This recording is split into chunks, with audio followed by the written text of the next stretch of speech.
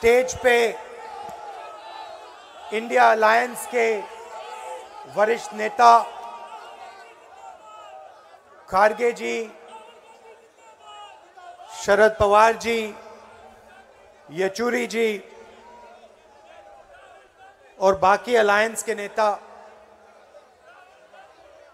सब पार्टियों के कार्यकर्ता, भाइयों और बहनों, आप सबका यहां बहुत बहुत स्वागत, दिल से आपका स्वागत करता हूं।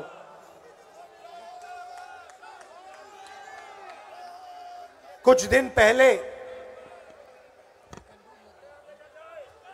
पार्लियामेंट हाउस में 2-3 युवा जंप करके अंदर आ गए। जंप करते हुए हम सब ने देखा। अंदर आए, थोड़ा धुआं फैलाया, बीजेपी के सांसद सब भाग लिए। वो अलग बात है।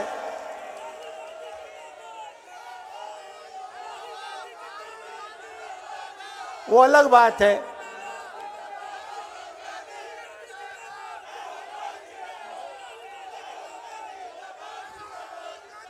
जो अपने आप को देशभक्त कहते हैं, हवा निकल गई उनकी। वो टीवी पे आपको नहीं दिखा, वो हमें दिख रहा था पीछे से। खैर, सवाल ये, सबसे पहली बात, अंदर कैसे आए? सिक्योरिटी ब्रीच की बात हुई, सही है। अंदर कैसे आए? पार्लियामेंट के अंदर वो गैस का सिलेंडर ले आए। अगर गैस का सिलेंडर ला सकते थे तो कुछ और भी ला सकते थे।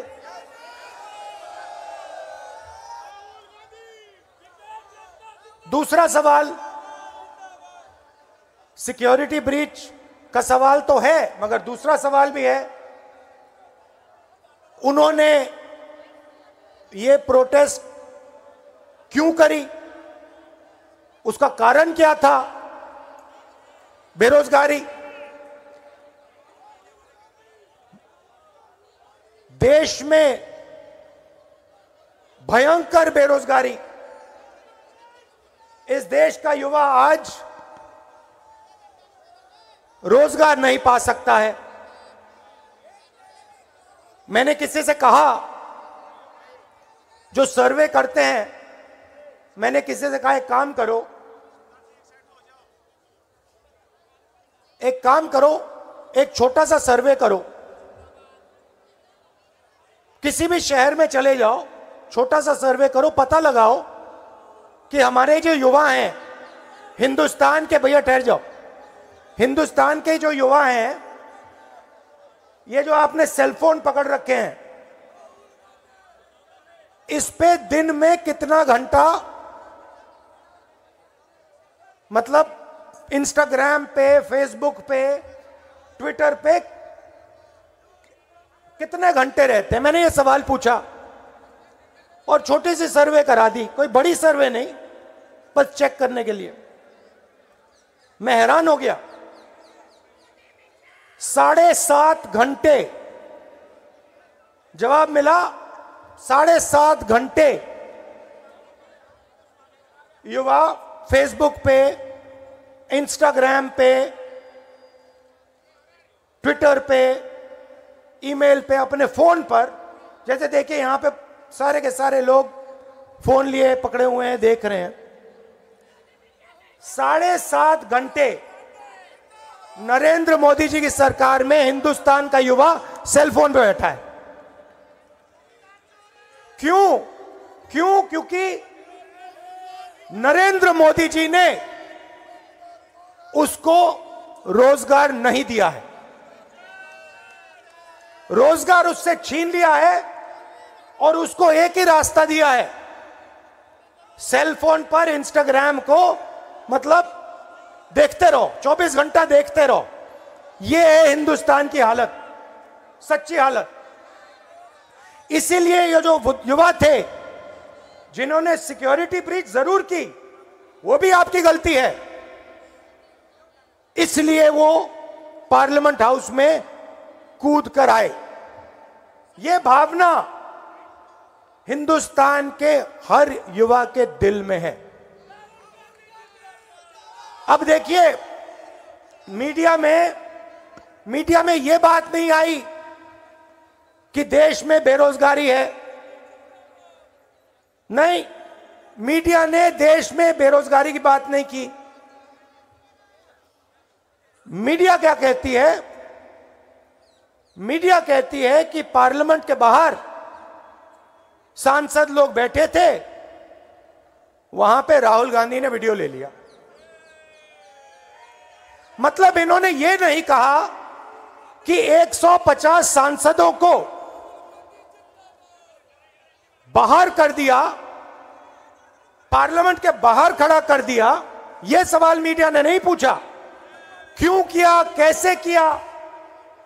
अमित शाह से सवाल पूछा कि भैया आप होम मिनिस्टर हो, ये दो युवा जंप करके कैसे आ गए। बेरोजगारी पे 2 सवाल पूछे और 150 लोगों को उठा के बाहर कर दिया। मीडिया ना बेरोजगारी की बात करती है,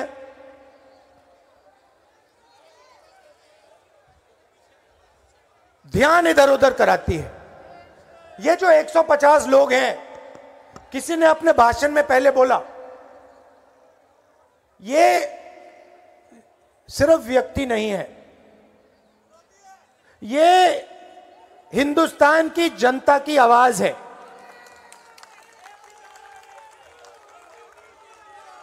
हर एमपी लाखों वोट लेके आता है। आपने सिर्फ 150 लोगों का अपमान नहीं किया, आपने हिंदुस्तान की 60% जनता का मुंह बंद किया है। यह सच्चाई है। और आप सोचते हो कि आप हिंदुस्तान की जनता को डरा दोगे, धमका दोगे। आप अग्निवीर योजना लाए,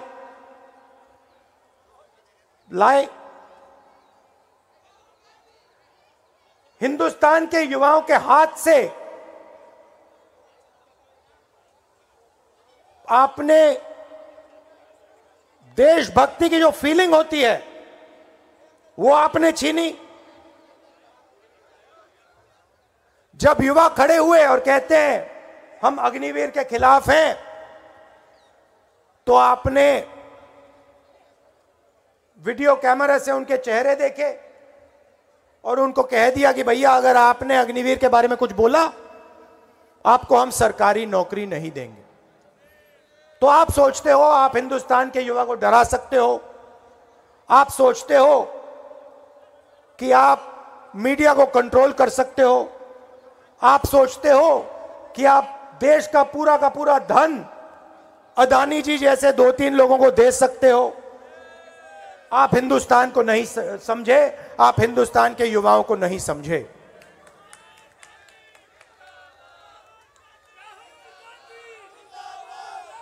हम सब ऑपोजिशन के नेता, ऑपोजिशन के कार्यकर्ता एक साथ खड़े हैं।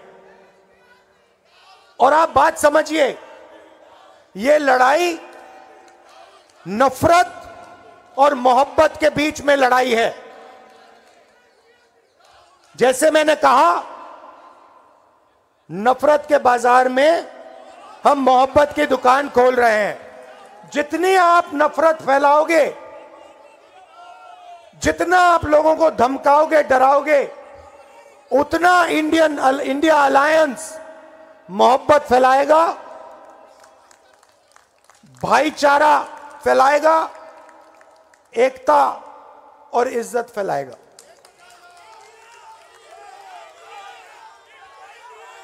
आप सब यहां आए, सब पार्टी के कार्यकर्ता एक साथ मिलकर आए।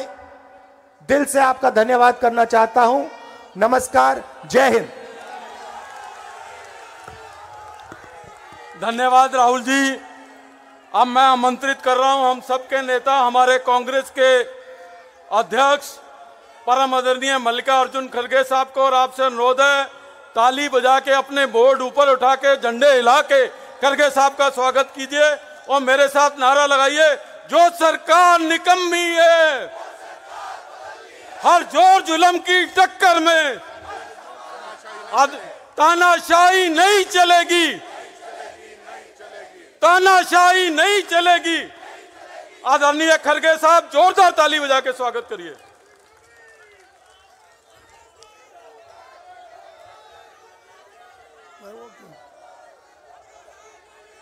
मंच पर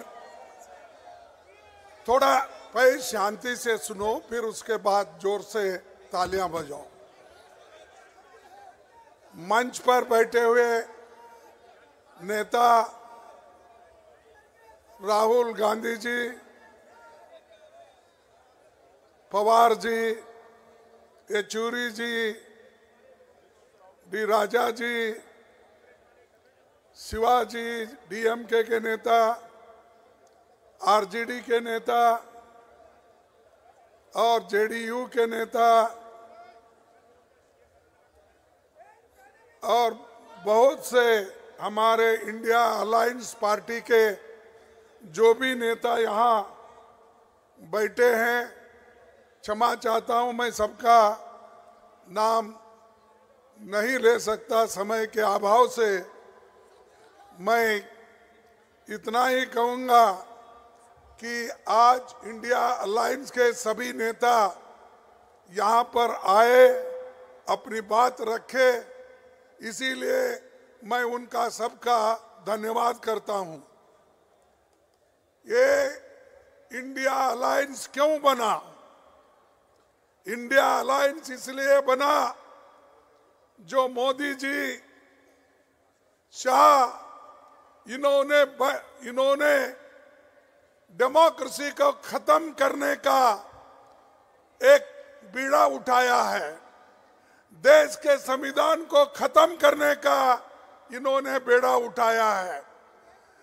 दलितों को, मजदूरों को, किसानों को, महिलाओं को कुचलने का काम इन्होंने किया है और अभी भी कर रहे हैं। इस देश के डेमोक्रेसी को खत्म करने के लिए ही 146 एमपीज को इन्होंने बाहर निकाला। कोई कुछ नहीं बोला। हमारे राम गोपाल यादव जी यहाँ नहीं है, उन्होंने बहुत दूर बैठे थे। ऐसे कई जो 147 एमपीज में दूर दूर बैठे थे, मुंह भी नहीं खोले थे, बोलने का बात उनको समय भी नहीं मिला, लेकिन उसको सस्पेंड किया गया। सस्पेंड करने के बाद हमने बाहर सभी मिलके गांधी स्टैचू के पास सत्याग्रह किया, धरना किया। तब जो हमारे सदन में सरकार के तरफ से ये आता है, मुझे बहुत धक्का लगा कि एक संविधान के उच्च पद पे बैठते हैं ऐसे लोग कहते हैं कि मैं एक फलाना जाति का आदमी हूं, इसीलिए मुझे इंसल्ट कर रहे हैं। अरे अगर आप देश के संरक्षक करने का अधिकार लिए हैं, संविधान के तहत आप चलने का वायदा किए हैं, तो आप जात पात की बात अंदर करते हो और जात पात पे चलने की बात करते हो। अगर आपकी हालत यही है तो मेरे जैसे दलित की हालत क्या होगी?